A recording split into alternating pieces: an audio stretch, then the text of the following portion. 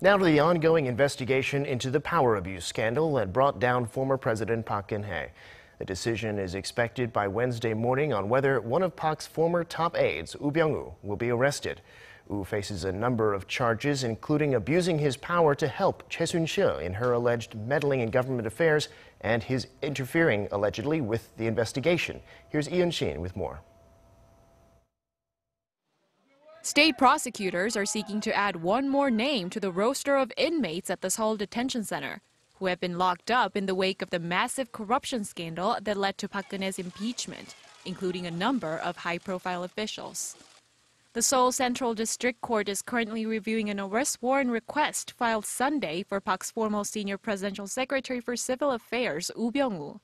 Woo is facing a number of charges stemming from the scandal, including aiding and abetting Choi Soon-sil, the woman at the center of the scandal, and abusing his authority to obstruct the independent counsel's probe into the case. Woo has maintained his innocence, claiming he was oblivious to Choi's alleged wrongdoing. This is prosecutors' second warrant request for Woo. In February, the court dismissed the request filed by the independent counsel, saying there wasn't enough evidence to prove the allegations against him.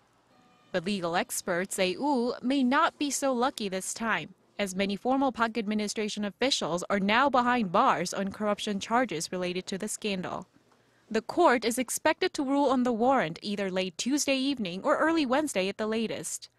Meanwhile, prosecutors are aiming to wrap up their interrogation of Park this week before campaigning for the upcoming presidential election starts on Monday. Lee Unshin, Arirang News.